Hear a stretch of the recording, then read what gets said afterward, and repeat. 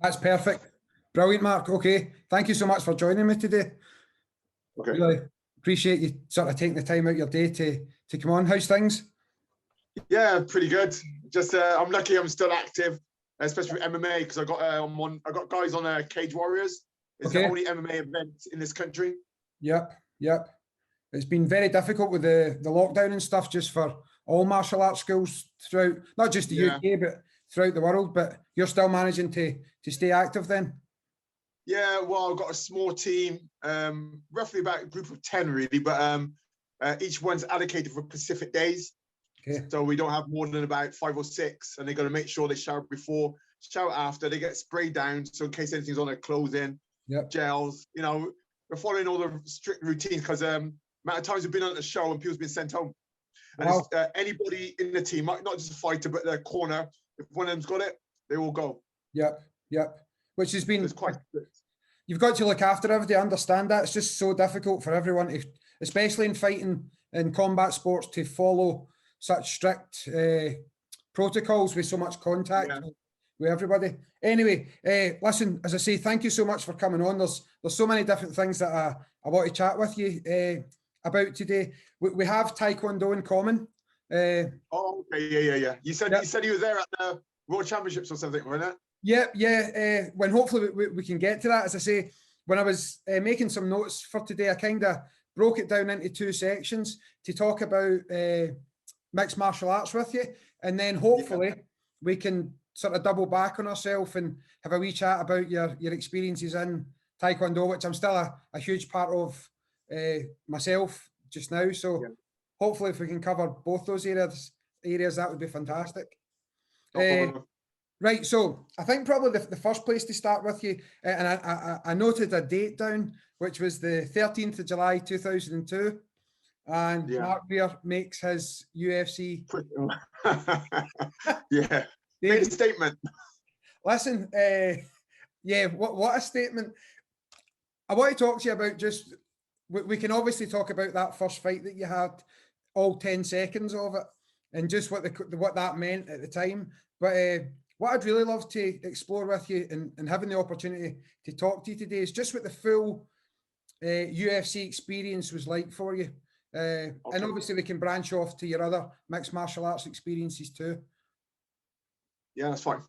So how did you get invited in the first place? That's probably a good place to start. How does one get the call for the UFC, and then we can take it from there? Well, first of all, it was in those days you could fight in UFC and you could fight in other events, and they weren't really interested in any Brits competing in UFC, because they think we weren't ready, we weren't at the level that we meant to be. Ian Freeman was the first one to try out, and he got beat on his first appearance on the UFC, and because of 2 guys, literally. CJ Fernandez, they did Natural Born Fighters. It was an event on Channel 5 over in the UK, and he came from the UFC, and he's meant to be fighting me. Literally just won, come over to fight me, and I beat him in I think it was the first round. And so all of a sudden he's off the UFC roster. Then they sent another fighter. Originally went to be a guy called Matt Hughes. He's one of the greatest welterweights ever. Because it was too expensive to get him across, they went for his stablemate, his training partner, Ben Earwood, who literally just won in the UFC as well. And they sent him over to fight me, and I beat him as well. I think that was the second round. Very good takedowns and everything else. And then I basically had a phone call. I think it was Dana, and he was asking about coming over to UFC, and I said, "Oh, I got a shoulder injury from the takedowns," and then he left me hanging for a few months. And I kept saying, "Guys, look, what's happening? Otherwise, I'm going to carry on fighting." I said, "Wait." And in the end, they had to let me know that they're coming to the UK. So that was the main thing. It's like whether I enticed it, I don't know. I also beat a guy called Shannon Rich, who was in Pride event that time. But either way, when everybody's coming against me back then, I seemed to making it look pretty easy.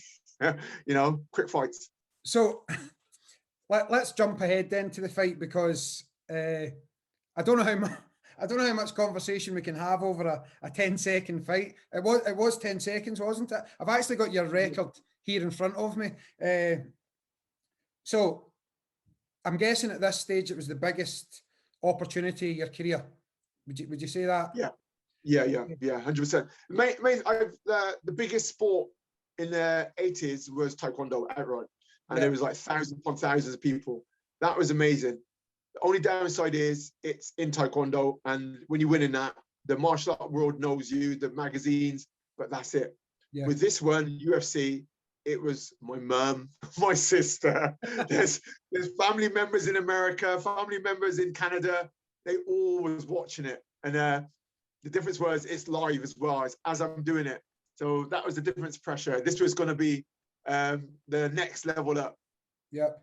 Okay, so you get into the octagon, and 10 seconds later, the fight's finished. What do you remember back to that night? Because I don't know whether people remember sort of full-scale 5-round and 3-round wars more, or whether they would remember something that you just went in, very quick knockout, no injuries, you didn't get hurt, it was all finished. So tell us what you can about a 10-second fight. Okay, yeah. What I remember leading up to it, there's a guy who does he's a main, he does for Australia, does a commentator and stuff like that, and covers the UFC, Elvis Sinisek. Yep. And they had him because he's very good in front of the camera. And they had me being a front man for the UK because we had a lot of bad press. We had BBC, Central. So what I was doing, which is a lot of them said, Mark, they're sort of messing you around because you're supposed to be training or getting ready. And I found I had a lot of interviews. And the reason why they put me at the front, because they couldn't, although I've had fighting history, I was a downgrade in Taekwondo, a black belt. I was a skilled engineer. Everything they tried to make me out to be a thug. They kept trying to ask me, do I want to kill this person? Do I want, a lot of the bad press stuff. I knew what they're trying to do, but I was trying to explain, no, I'm a skilled engineer. I'm qualified. I went to college. I got family. I was trying to explain to them, I'm just a guy who just loves combat sport, and I just want to be tested on the biggest and the greatest level possible, where it's not about nothing, on the whole, no whole barred. It's about the possibility of kickboxing, jiu-jitsu, grappling. It's all the best art put together. Yeah. And I said, none of this headbutting, groin striking. It's clean. And then in the end, they gave up, and they started to sort of recognize it was more of a sport. And I said, when they tried to corner me about the killing side, I said, no, I got bad intentions, but I wouldn't want to kill the guy. Yep. You know what I mean? I never want to have someone, I wouldn't want to hurt him long term. I wouldn't mind knocking him out, but long-term damage, I'm not looking for. So I was trying to explain to them, I'm a martial artist. It's only a test of myself I'm looking, not whether, how hard how much damage I can give him, is whether I can take him out specifically. And that was it. Yeah. So that's what I remember mainly is being pushed around, this interview, that interview, and fighting off the press, trying to make out the sport shouldn't go anywhere, it shouldn't be on the television. It's you and cop fighting, they kept calling it. But wow, look at it now. I had, listen, you've just took the words out of my mouth there, Mark. Look at it now. I recently had Rosie Sexton, who you'll know, on the podcast, who, like yourself, was a British pioneer of MMA. And that was one of the things I was talking to her about, was just how it was perceived back then and what it's turned into now. I mean, the UFC was sold for $4 billion not that long ago. And just not long before you made your UFC debut, people were struggling to find venues to actually host these fights. So you've obviously had experience from some of the early days all the way through to now. How have you seen the sport develop from this sort of human cockfighting that's we shouldn't be allowing this to something that's so mainstream now? How have you seen that progress through the years?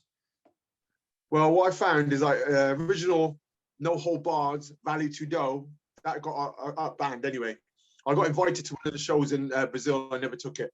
I am a martial artist, and I'm not going to put my health at risk. Even if you win one of these fights, you got people stomping on your heads and stuff like that, and some real dirty stuff. The Brazilians don't mess around anyway over there. So I sort of steered away from there. One of my training partners, one of the guys I was part of his team, was Liddell. He actually went across to Brazil. We would have met first then, but we sort of like hit it off on after the first UFC 38, and we sort of like got together. I was talking to him because I liked the way he wouldn't turn down anybody. I had the same sort of mindset, you know, like challenges, because I came from when we were allowed to fight any weight division as well. So a lot of my early fights were 90, 100 kilogram guys. So as I started to go more to my own weight, that's when I started to have quicker fights, where my fights weren't really lasting more than a minute, something. As the techniques got better, then my fights got longer. And also my age, I was getting older. Mm-hmm. But what I found is I was lucky to be graced with Chuck Liddell. Went over, formed a team with him. He originally didn't have a team. And then when I started training with him after the first time, and the second time he had Glover up here, then he had one after another, and his team started to grow. Yeah. And then I was with him with the Tito fight. And then just after that, he won a title. And it was amazing. Randy Couture, because I was there with him for the second fight. Randy beat him the first time round. Yeah. Quinton Jackson, that's when he had a knee injury. I went over that beginning of that year, and I remember sitting there, and all he kept talking about in the car is how he wouldn't mind fighting Tito. He knows he's better. Tito doesn't really want to fight him, and how he believes he's going to be the next big champion. He had all this beliefs coming out, and I would listen to him, and I could feel like he's feeling like it could pass him by if he doesn't step up now. And he had his chance, and believe it or not, he became one of the greatest heavyweight champions, you know, of our times. Yeah. And then also his phase, well, obviously Stephan Bonner and what was the champion's name? They had that Ultimate Fighter. Yeah. Yeah. On that is when UFC turned himself around. They're just about to go bust, and I remember. Second. Forrest Griffin. Yeah, Forrest Griffin. How should you start? I don't know anybody. I know that name. But okay, anyway, but with the pressure of everybody watching, anyway, listen to me. But what we had that, and on that, it turned the tables. They had so many people running to their screens watching it. You know, these two guys, you got to thank them really. They're making the sport bounce back. And then all of a sudden, everybody's interested in this sport, where two guys, and the way they hugged each other after, sportsmanship, and it changed around, and all of a sudden, every single show was making, like, say, 10,000, next one, 20,000, next one, 30, and it just went up and up and up. And then that was it. Chuck Liddell, I remember the people who's rubbed his shoulders with. It was unreal, because I was like a little chaperone. And this guy was just getting bigger and bigger. And the celebrities, some of the celebrities, I've seen him trying to get in contact with him. And I was just thinking, wow, I was in awe of it. And I was coming back to England, where it was nothing. And I was thinking, imagine when it's like that over here. And it's finally getting there now. You know what I mean? But it was such amazing. I was with the right person. I was with the guy, you know, like he was McGregor of those times, outright. Sure. And, you know, all the celebrities, actors, they all want a piece of him. Yeah, it's so interesting. That was something that I didn't actually know about your journey through mixed martial arts, was just how close you were with Chuck Liddell, because he's one of the people, he is the person that Dana White talks about most, that really, after the Rich Franklin, Stephan Bonner fight, which kind of, like you said, opened things up. Yeah. Chuck Liddell was really the first major, huge, famous champion. That's so interesting to hear that you were so closely tied with him, because he really did make the difference in opening things up. How do you think that it's progressed now with, I'll give you an example, like the Reebok deal, for example. When I first started watching MMA, it was round about the time that you were competing, and when Chuck Liddell was the champion. And I remember the Randy Couture fight, and that was like the Wild West days. And it seemed to get more regimented and clean cut. And then the Reebok deal came in, and all the athletes were competing in the same sort of gear, I guess. Which one was better to your mind? Have we taken away some of the character by making it so regimented now? Or was it better in the old days? Or what do you think about that? Well, personally, I study. I was a fan of boxing. I knew how boxing grew. Now, the question is, okay, when you got like, I remember Chuck having head blades and all these different sponsors. okay, say one fighter gets Reebok, another fighter gets Puma, another fighter gets Nike. The one who got the Nike, this guy goes on, is very good face, very good at talking in front of the cameras. He builds, and he keeps everything, he doesn't get in trouble. And Nike is so grateful for the amount of money he's returning back to the sport, from his sport. Then they will sponsor someone else. And then you might find Puma will compete by trying and win someone else over them. And then you've got the big sports people competing with each other. Then you might have someone who's energy drinks, competing with the other energy drinks.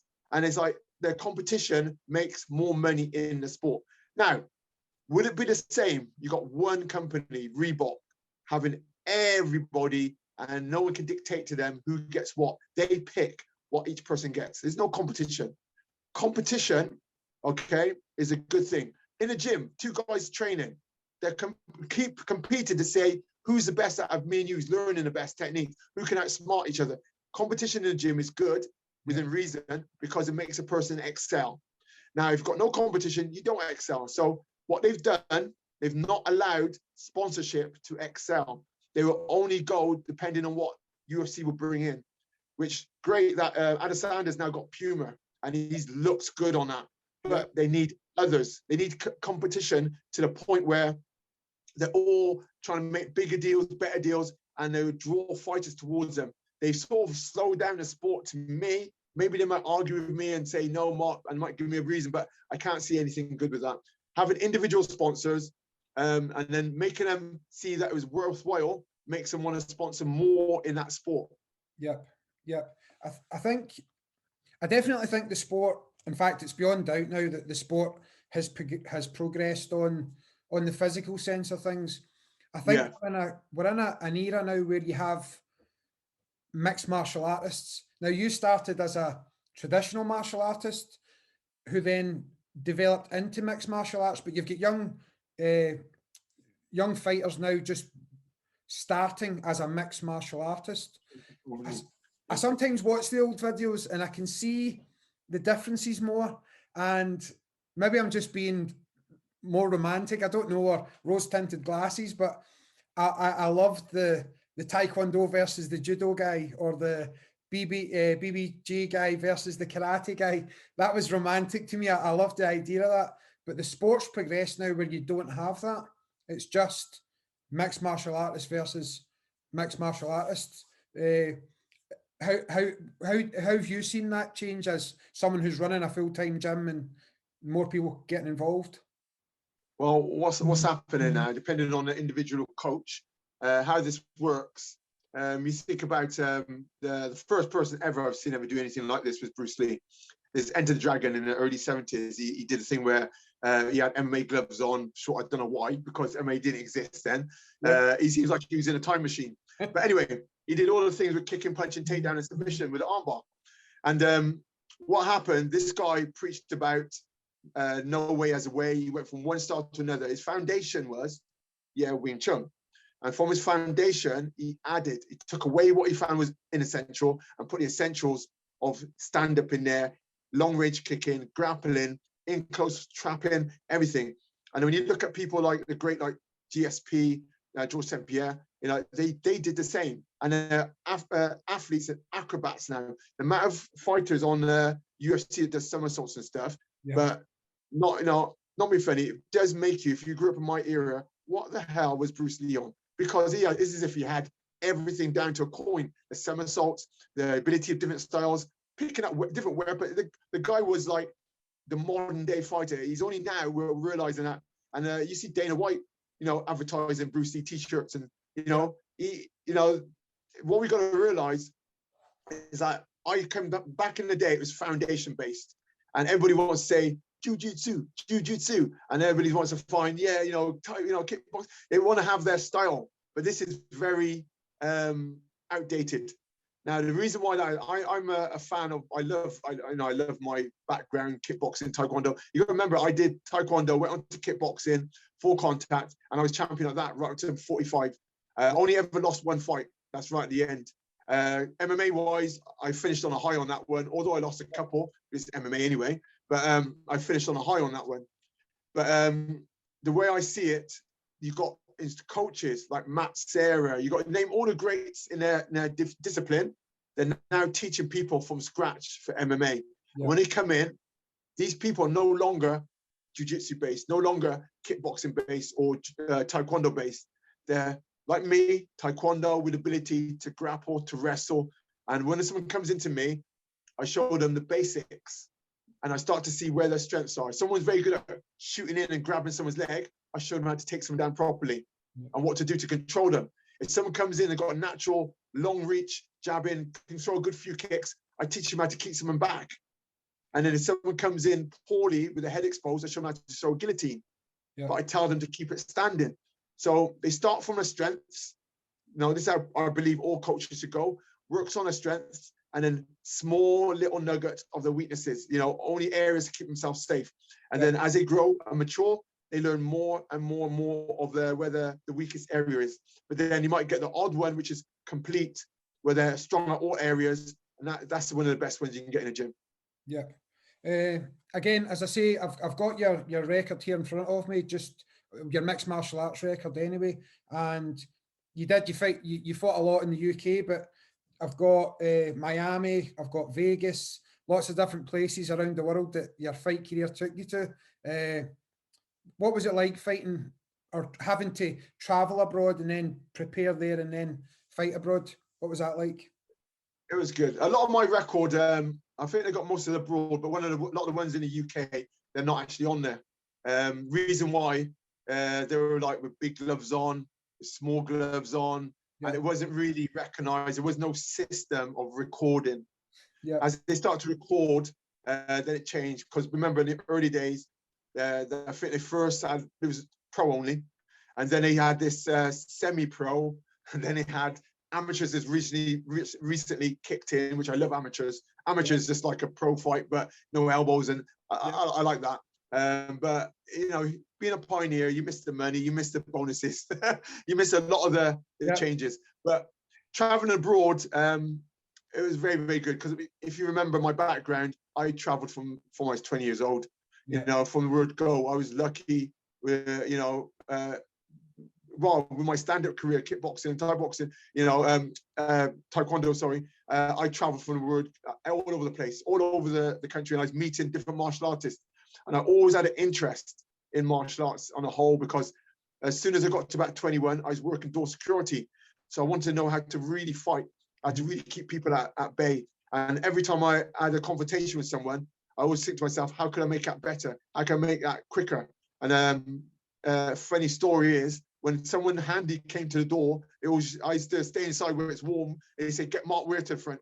So they used to get me to the front door only when it's someone really handy. Yeah. And it sounds like a myth, sounds like a weird story, but one of the guys trained with me, all the guys from my camp, they heard the stories because the guys used to work doors with me, actually train, and they tell these stories about that. And so that, I believed, helped me to transition from my traditional days to my martial arts MMA days. But traveling was a thing I've done all my life. The only thing was different was one time, WEC, UFC bought that event in the end, got all the champions from there. But I did a WEC, and it was a title, which a lot of people didn't realize I had a title in WEC. Yeah. And when I went over there, it was outdoors in an open, and I thought, wow. Yeah. And, you can hear the crickets. And it's like, it's just so weird. You're walking out, and the people around are really loud over there. And that was a bit surreal. I remember feeling a bit of nerves, unusual nerves, because being nervous is unusual. It was usual to me. Yeah. I've been on the stage, world stage loads of times, but it was a different feeling. So it made me, I think it threw me for a little bit. But after that, it's pretty good. One of the things that I always find really interesting, and I used to be a huge fan of Pride as well, which you fought in as well. Your career's been so inclusive and varied. It's wonderful.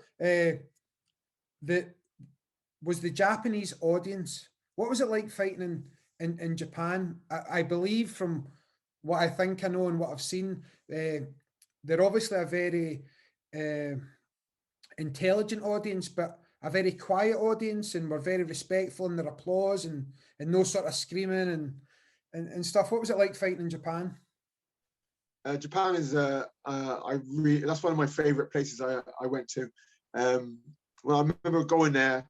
It was kind of strange because we were journeying to where we go in on a train, and you pass like a town, and they're very in suits and stuff. Then you go past another place, and they all got jeans and denims. And the other thing that's really strange, I remember walking through town because we wanted to look around, and I wanted to get a few of these Godzilla toys for my kid back then. And like they got shoes outside in a box in pairs.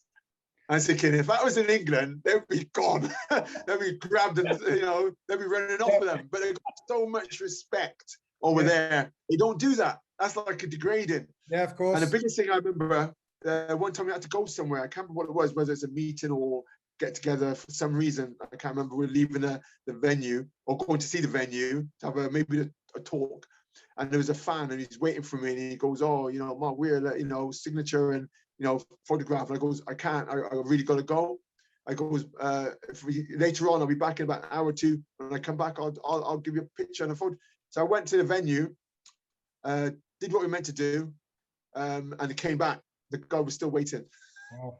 Yep. And he was so honored when I was there. He's so happy. He's a smoker. So over there, they're so into the sport. It's like, it's unreal. Like England is equivalent to like a footballer. And it's like to meet one of your stars is like a major time. To do that, and I couldn't believe the guy waited. It's like I was so much respect. I autographed, took a photo with him. I was just so taken back by it. And that's the sort of people that they are over there. Martial arts and combat's been in their livelihood from day one for centuries. They're very honourable. Yeah.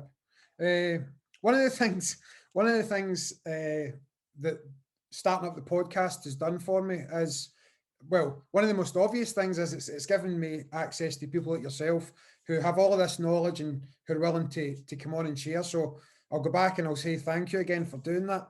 The reason why I mention it in such a way is because the next two questions that I've got in my head are questions really that I want to have some fun with on a personal note, and hopefully the audience will enjoy as well.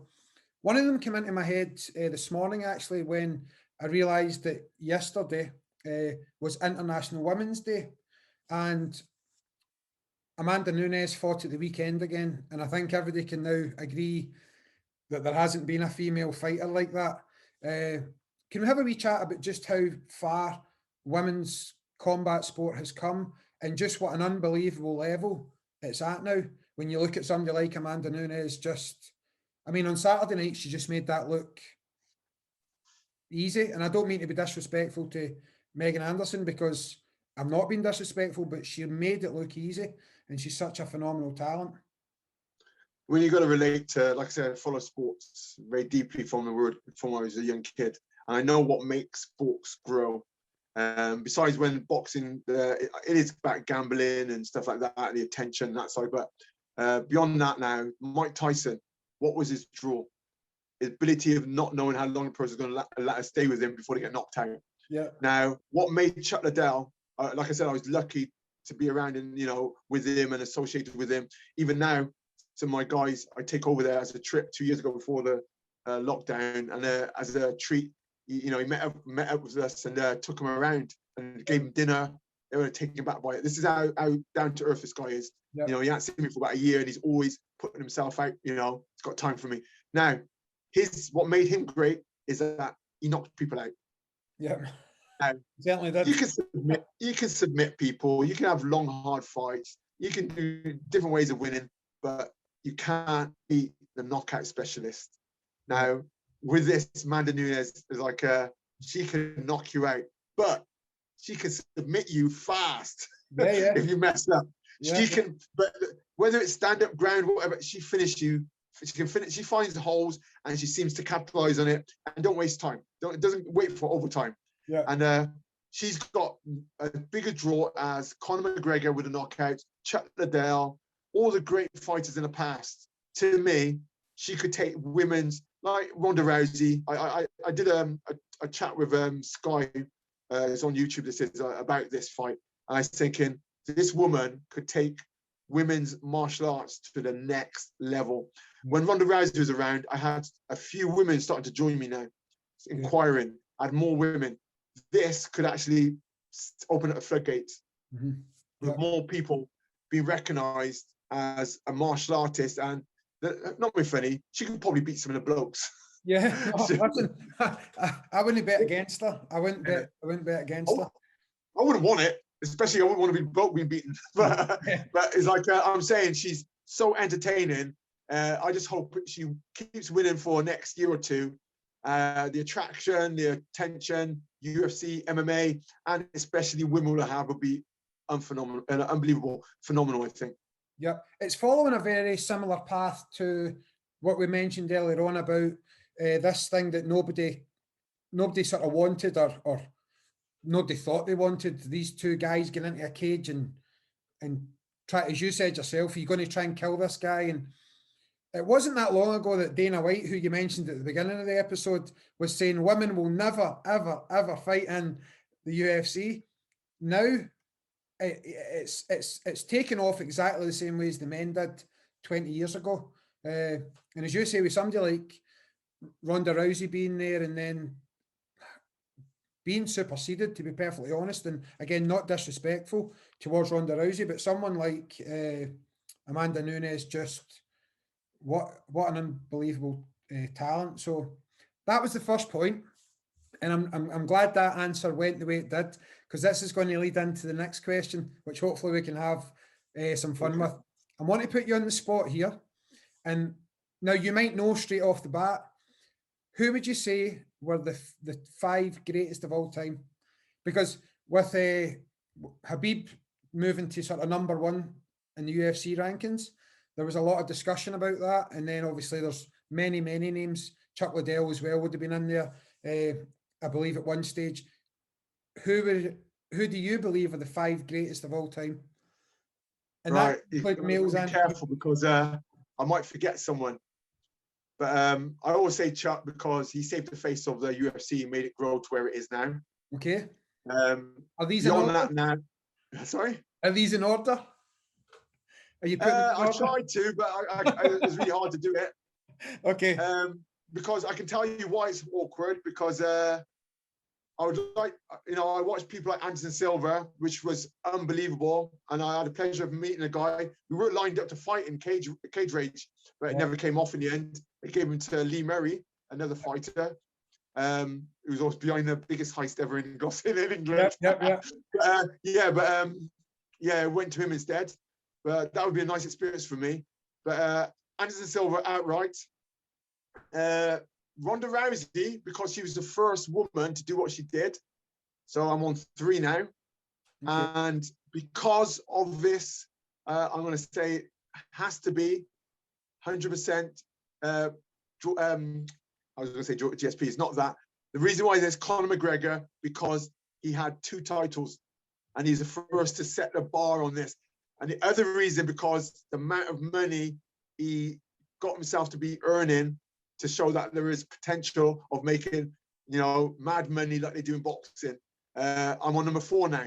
Yeah. And this is hard now. You've got one because spot. My fifth one, because like you said, I would pick individuals. I got individuals, which is great. I put Anderson Silva in there anyway, because I just think it was just what he did and the length of time he kept going. Although they might say GSP because he came back, but I would say no, because double title is better than a single. Yep. I have to definitely go for Amanda Nunes now. Okay. Because of what she's done. And she's defended it on each one. She's setting a new standard.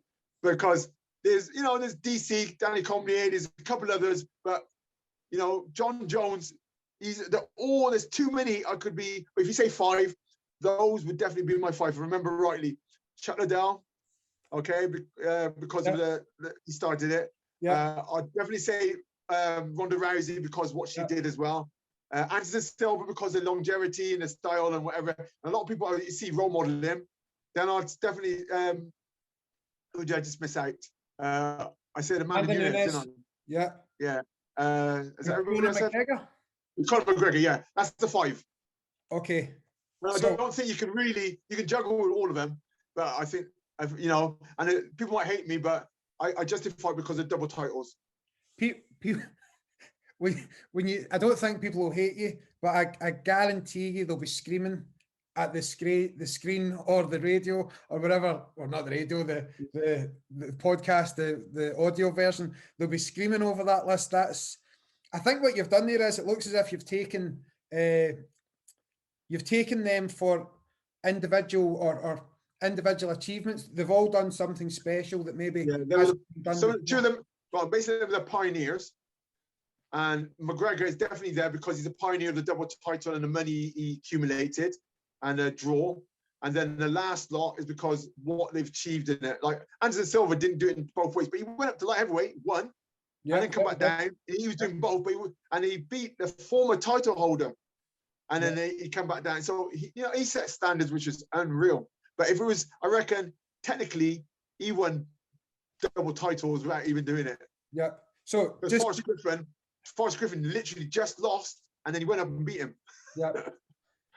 Now, just before we move on, I'm just going to underscore this or underline this with the fact that in Mark Weir's top 5 MMA fighters or stars of all time, you don't have Georges St. Pierre, you don't have Khabib, you don't have John Jones. So is that your final answer? But they are outright. They're like, but you're talking about now. But the problem is, I'm saying, is like the reason why the pioneers, you can never forget the people. You wouldn't be where you are without the pioneers. There you go.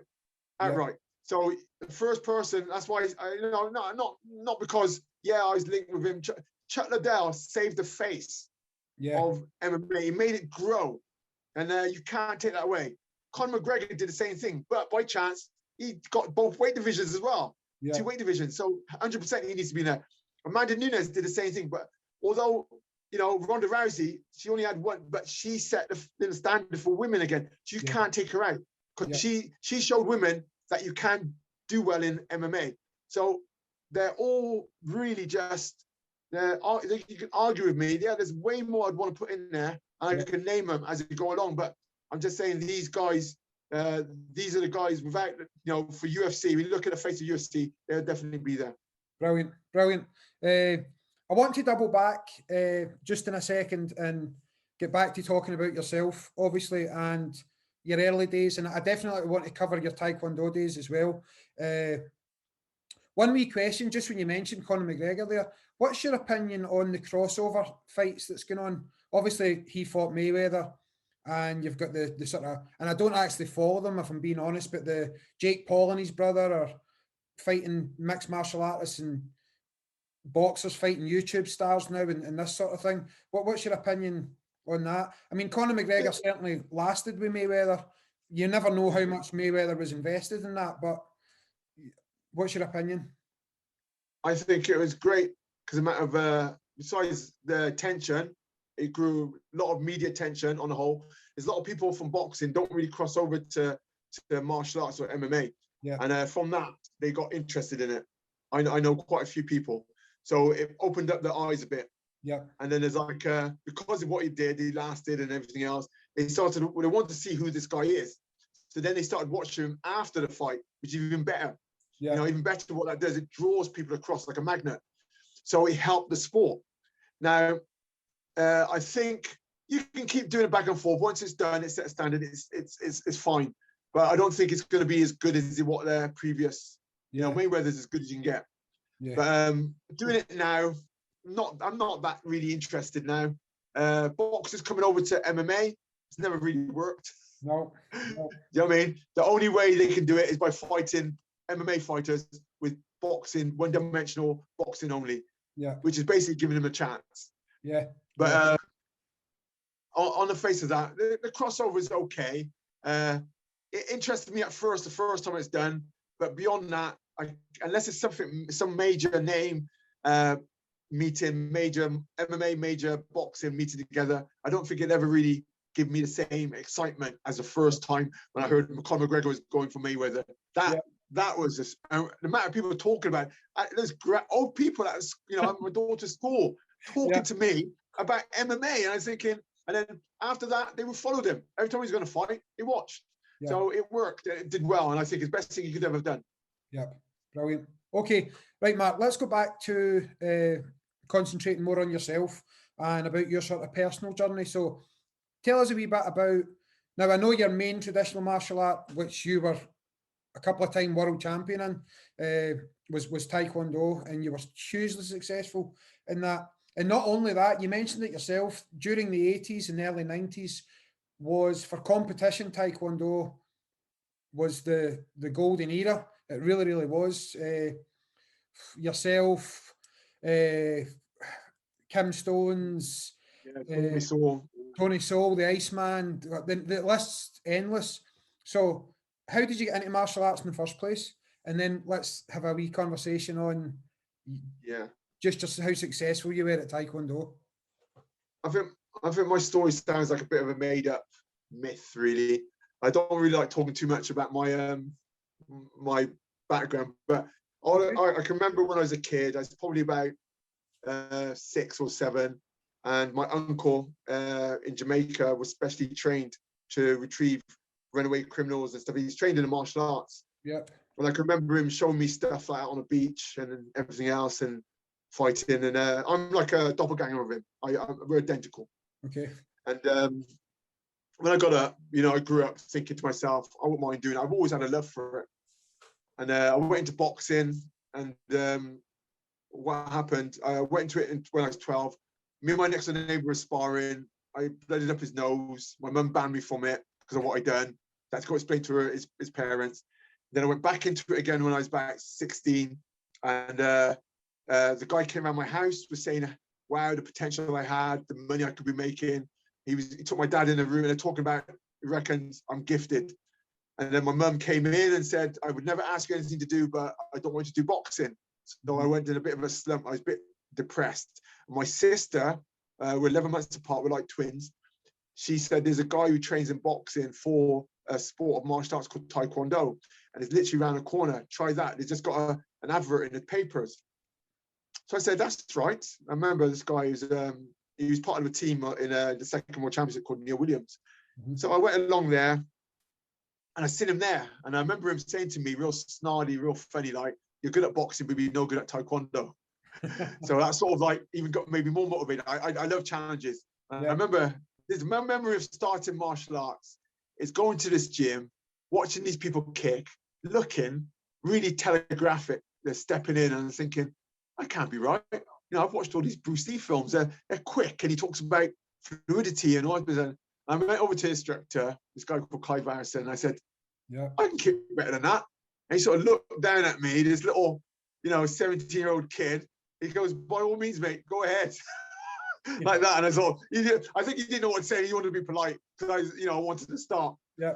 And he sort of left me. And I remember after the first session, running in and saying, can I spar with some of the senior grades, which is Neil Williams? Because he said I couldn't be good at Taekwondo, but I can handle myself.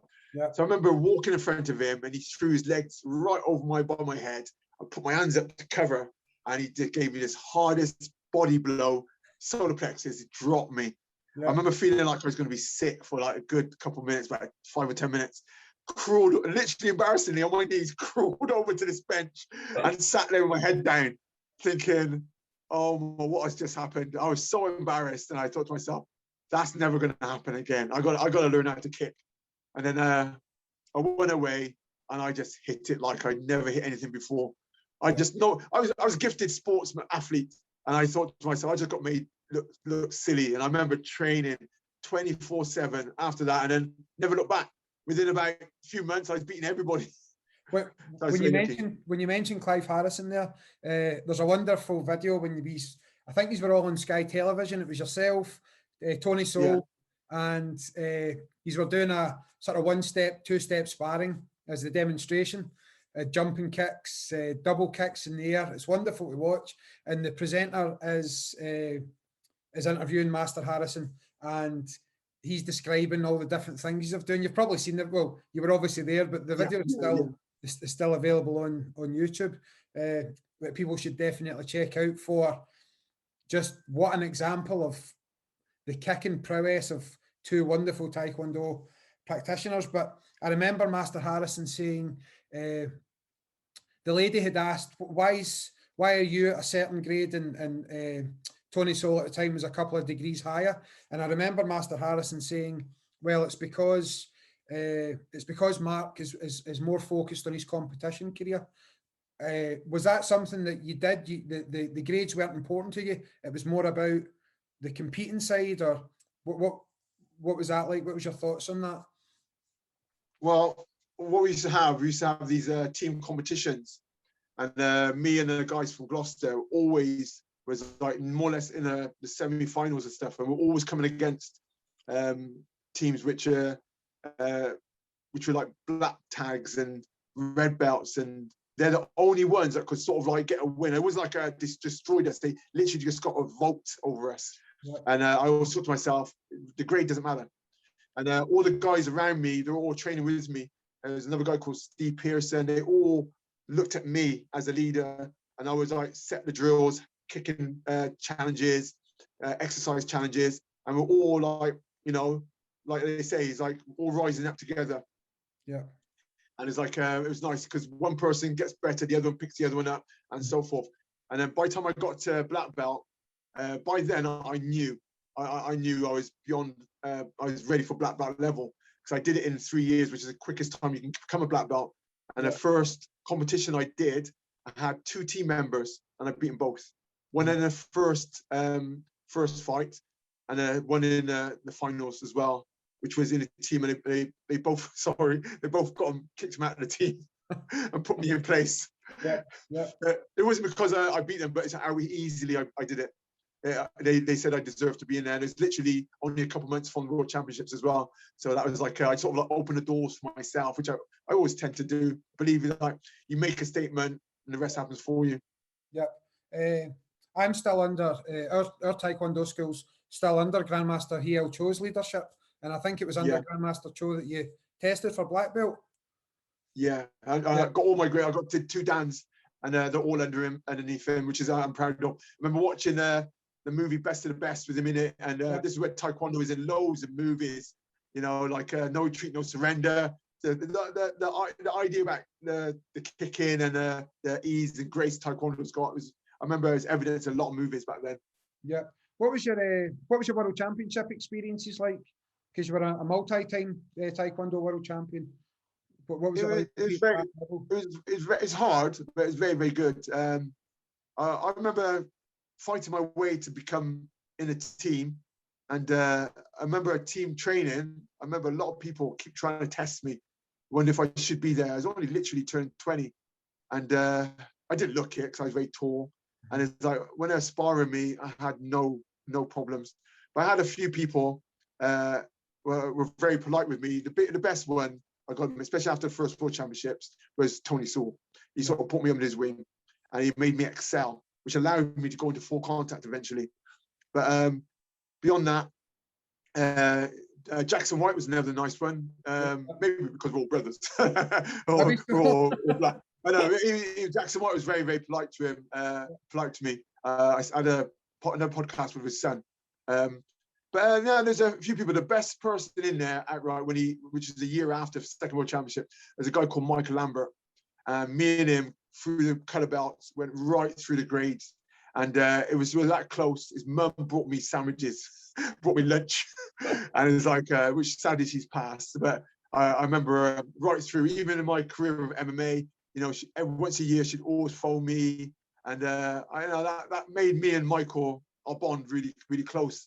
And only I probably realized, you probably know about this, in the Second World Championships, I won it again. And in the second day for the team, they put me in a B team, which a lot of people speculated, looked at that. And, you know, a lot of people in my ear, that's a bit, you know, racism and stuff like that, which I got to believe it was. You know, there's no other reason.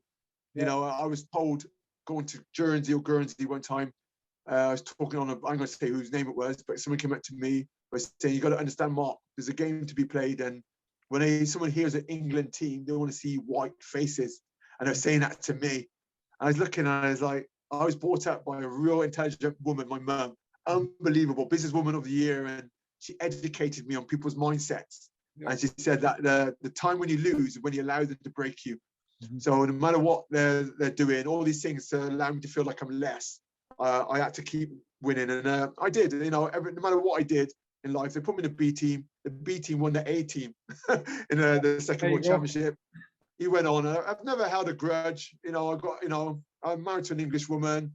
You know, I haven't got any side. I'm always telling my kids, you know, the lesser people, the smaller minds will always throw racism at you, and it's because they feel inferior to you.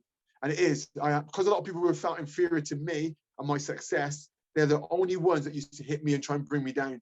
And the ones that felt great and was good, like Michael Lambert and his mum, they always were nice and helped carry me up. They were always saying how well I could do. I remember Mike, he went over, he got into movies after that, and he was asking me to come over and join him.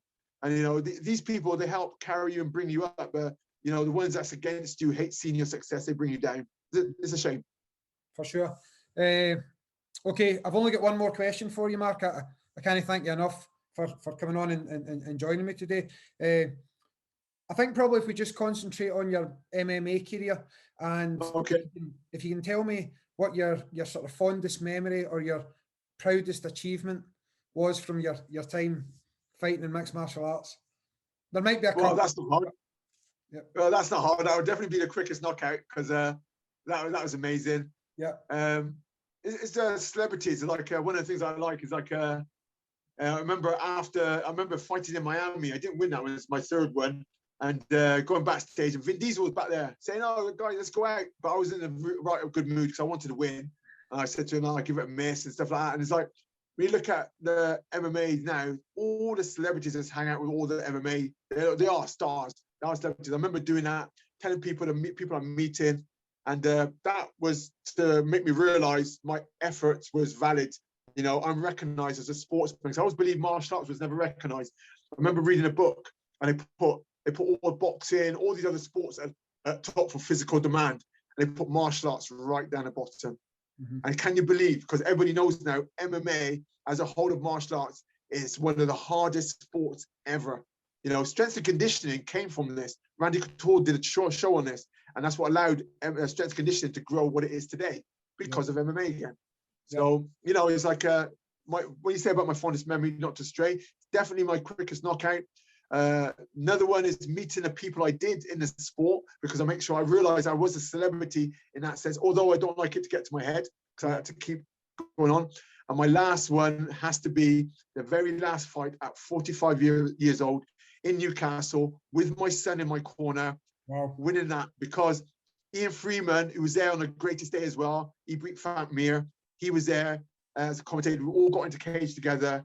And, you know, and after I finished that fight, I won a title up north, and I came home and I said, that's it. I'm 45. I don't want to fight anymore. I don't know what's happening internally. I'm a smart martial artist. I'm educated. I never took much damage. And, you know, I left it on a good note. Wonderful. And that's a wonderful note to leave this today, Mark. Listen, brother, I can't thank you enough. It was such a treat to have you on and cover the different wee bits that we did. So thank you so much. Yeah, no problem. I hope I didn't tarnish it with a little bit of the racism claw in there, but it was an important part. Yep. Listen, if it's something that's inside you that you want to talk about, you're not tarnishing anything. It's just speaking the truth. Yeah, right? I appreciate that. Thanks a Brilliant. lot. Thanks for your time. Take care. Thank you. Okay. Bye-bye. Bye now. Thank you.